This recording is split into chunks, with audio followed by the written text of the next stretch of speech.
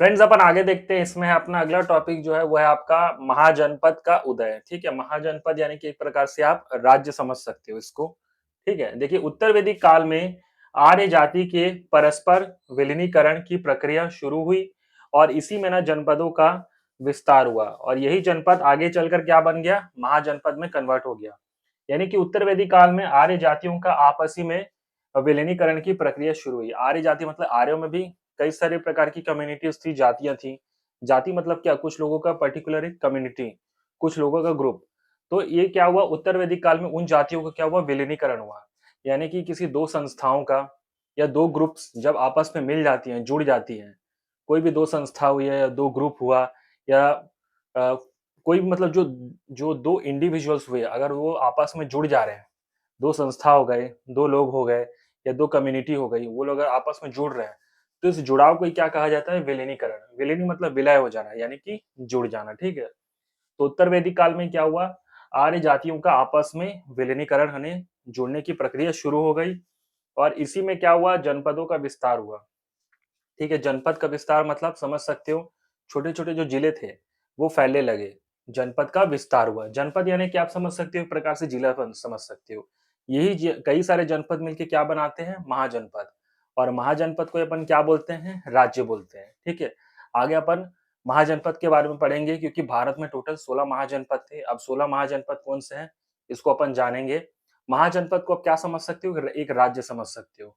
और जनपद को क्या समझ सकते हो, एक प्रकार से डिस्ट्रिक्ट समझ सकते हो, जिला समझ सकते हो समझने के लिए।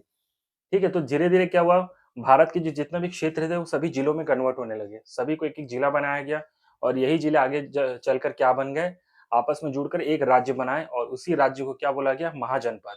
और ऐसे ही करके वो जो पूरा भारत की जो भूमि है, भारत की जो जमीन है, वो 16 महाजनपद यानी कि 16 राज्यों में कन्वर्ट हो गई।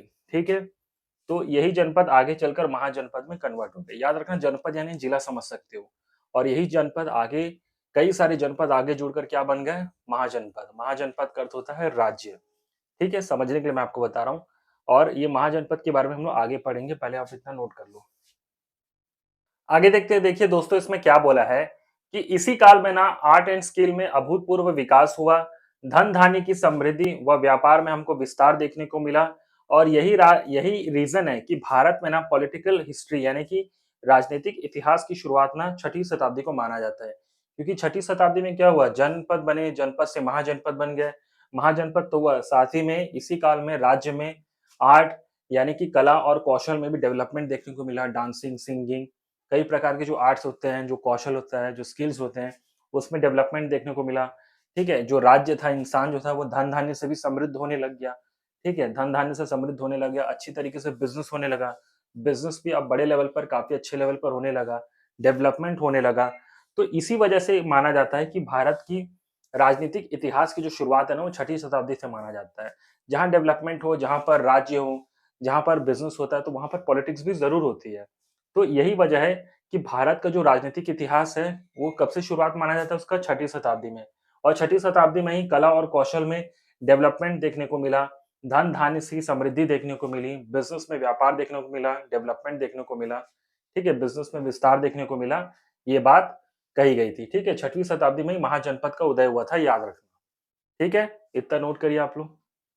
फ्रेंड्स आगे देखते, देखिए क्या बोला है कि महाजनपद ना टोटल 16 थे, यानी कि टोटल 16 राज्य आप मान सकते हो, जिसकी जानकारी हमें बौद्ध ग्रंथ जो थे उसमें, बौद्ध ग्रंथ है जैसे कि अंगुत्तर निकाय, महावस्तु, जैन ग्रंथ, भगवती सूत्र में भी हमको देखने के मिलते हैं। बौद्ध ग्रंथ जैसे अंगुत्तर निकाय हो गया, महावस्तु हुआ, जैन ग्रंथ भी हो गए और भगवती सूत्र में भी हमको जानकारी मिलती है कि टोटल 16 महाजनपद थे। ठीक है, और इनमें मगध, कौशल, वत्स, ये जो महाजनपद थे बहुत ही शक्तिशाली राज्य थे, यानी कि पावरफुल थे। मगध यानी कि दोस्तों आज का आपका बिहार। तो उस समय जो ये जो 16 महाजनपद थे ना, ये समझ लो एक अलग-अलग देश थे। आज इनको अपन राज्य के संदर्भ में समझ सकते हैं, लेकिन उस समय जैसे बिहार एक अलग राज्य, अलग देश हुआ, झारखंड एक अलग देश हुआ, दिल्ली एक अलग देश हुआ, राजस्थान एक अलग देश हुआ, साउथ इंडिया का अलग देश हो गया, बंगाल एक अलग देश हुआ, उस समय ऐसा था। ठीक है, सब एक ही भारत में थे, लेकिन उस समय देशभक्ति का कॉन्सेप्ट नहीं था, एक भारत वाला कॉन्सेप्ट नहीं था। ये तो आज है जब संविधान बना। ठीक है, लेकिन उस समय भारत में ही कई सारे छोटे-छोटे देश थे। ठीक है, वो अलग बात है कि आज़ादी के बाद भारत के सभी जो राष्ट्र थे, जो रियासतें थे, उनको जोड़कर एक देश बनाया गया।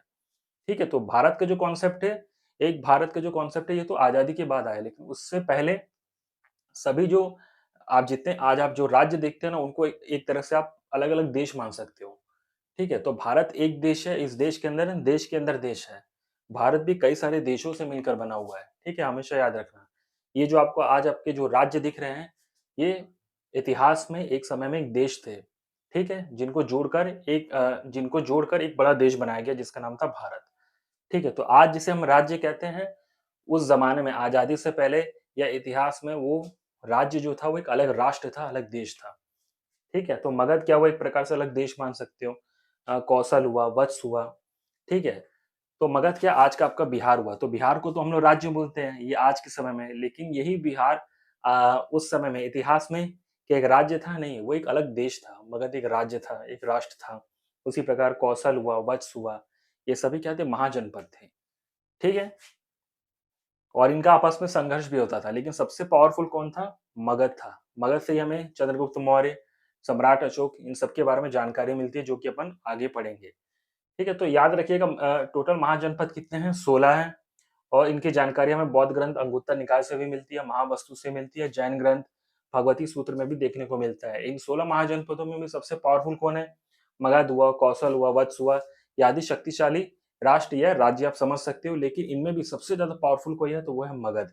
ठीक है? मगध के बारे में हम लोग आगे पढ़ेंगे, पहले आप इतना नोट कर लो। फ्रेंड्स आगे देखते हैं, देखिए इसमें क्या बोला है कि इन 16 महाजनपदों में अश्मक इकलौता महाजनपद है जो कि साउथ इंडिया में पड़ता है। साउथ इंडिया में भी कहाँ पड़ता है आपका? गोदावरी नदी के किनारे जो जमीन है, जो क्षेत्र है, वो क्या है? उस जमाने में वो था अश्मक महाजनपद। तो अश्मक महाजनपद की खास बात क्या है कि ये एक इकलौता स्टेट या इकलौता राष्ट्र था उस समय, आप समझ सकते हो। राज्य आप आज के संदर्भ में समझ सकते हो, राष्ट्र इतिहास के संदर्भ में आप समझ सकते हो। महाजनपद था जो कि साउथ इंडिया में पड़ता था, हमेशा याद रखिएगा। और इन जनपदों में भी वज्जी मल्ल में गणतंत्रात्मक शासन व्यवस्था थी। वज्जी और मल्ल भी क्या है? महाजनपद है। और यहाँ भी गणतंत्रात्मक शासन व्यवस्था थी। गणतंत्रात्मक शासन व्यवस्था का अर्थ होता है कि रिपब्लिक नेशन, जहां पर राजा या रानी को जो चुना जाता है वो पब्लिक के द्वारा चुना जाता है फिक्स टाइम के लिए, डायरेक्ट या इनडायरेक्टली। ठीक है? जैसे कि आज अगर देख सकते हो भारत में क्या है, डेमोक्रेटिक या रिपब्लिक नेशन है भारत में। यहाँ भी हम प्रधानमंत्री को चुनते हैं, राष्ट्रपति को चुनते हैं। तो प्रधानमंत्री जी को हम डायरेक्ट चुनते हैं, वोट देते हैं, तो उनका चुनाव होता है सांसदों के थ्रू। और राष्ट्रपति को कैसे चुना जाता है? इसमें सांसद और विधायक वोट देते हैं। तो सांसद और विधायक राष्ट्रपति को वोट देते हैं, लेकिन सांसद और विधायक को वोट कौन देते हैं? हम लोग देते हैं। तो प्रधानमंत्री का चुनाव यहाँ पर भारत में डायरेक्टली होता है, और राष्ट्रपति का चुनाव भारत में इनडायरेक्टली होता है। प्रधानमंत्री का चुनाव हम करते हैं डायरेक्टली वोट डालकर, और राष्ट्रपति का चुनाव हम करते हैं इनडायरेक्टली वोट डालकर, क्योंकि हमने जिनको वोट डाला है वो राष्ट्रपति के चुनाव में वोट डालते हैं। ठीक है? तो यही जो व्यवस्था है, इसी को क्या बोला जाता है? गणतंत्रात्मक शासन व्यवस्था, जिसमें राजा या रानी का चुनाव जो होता है वो आम जनता के द्वारा किया जाता है एक फिक्स समय के लिए। ठीक है फ्रेंड्स? और डायरेक्टली या इनडायरेक्टली चुना जाता है राजा या रानी को पब्लिक के द्वारा एक फिक्स समय के लिए। इसी इसी व्यवस्था को क्या बोला जाता है? गणतंत्रात्मक शासन व्यवस्था। ठीक है? तो अगर आपको पूछेगा कि ऐसा कौन सा महाजनपद है जो कि साउथ इंडिया में स्थित है, तो आप क्या बोलोगे? दक्षिण भारत में, तो वो है अश्मक। ठीक है? अगर आपको पूछेगा कि अश्मक महाजनपद किस नदी के किनारे स्थित है, तो आप क्या बोलोगे? गोदावरी नदी के किनारे। अगर आपको ये भी पूछ लिया कि महाजनपदों में से कौन कौन से महाजनपद है जहां पर डेमोक्रेटिक या रिपब्लिक व्यवस्था थी, तो आप क्या बोलोगे? वज्जी और मल्ल में। ठीक है फ्रेंड्स, तो इतना नोट करिए आप लोग। फ्रेंड्स आगे देखते, देखिए क्या बोला है कि वैशाली का जो लिच्छवी क्षेत्र है वो वर्ल्ड का पहला गणतंत्र माना जाता है, जो कि वज्जी महाजनपद की राजधानी थी। देखो, वज्जी महाजनपद है ना, वज्जी एक राज्य हो गया, उसकी राजधानी क्या थी? वैशाली थी। वैशाली क्या थी? वो उसका कैपिटल था। उस वैशाली में भी जो लिच्छवी स्टेट है, जो लिच्छवी जो क्षेत्र है, वो वर्ल्ड का पहला गणतंत्र वहां माना जाता है। ठीक है? गणतंत्र में यानी आपको पहले ही बता चुका हूं कि वहां पर जो भी चुना जाता है वो पब्लिक के द्वारा चुना जाता है, डायरेक्टली या इनडायरेक्टली। तो वज्जी क्या हुआ? एक प्रकार से राज्य हुआ। वैशाली क्या हुआ? उसकी राजधानी हुई, और राजधानी के अंदर का एक छोटा सा क्षेत्र हुआ लिच्छवी क्षेत्र, लिच्छवी गणराज्य। ठीक है? उस क्षेत्र को वर्ल्ड का पहला गणतंत्र चुना जाता है, माना जाता है, क्योंकि वहां पर जो भी चुना जाता था वो पब्लिक के द्वारा चुना जाता था एक फिक्स समय के लिए, डायरेक्टली या इनडायरेक्टली। तो अगर आपको पूछेगा कि वर्ल्ड का पहला डेमोक्रेटिक या रिपब्लिक जो नेशन है वो कहाँ पर है? तो आप क्या बोलोगे? वैशाली का लिच्छवी क्षेत्र है, जो कि वज्जी महाजनपद की राजधानी है। ठीक है फ्रेंड्स, तो इतना नोट करिए आप लोग।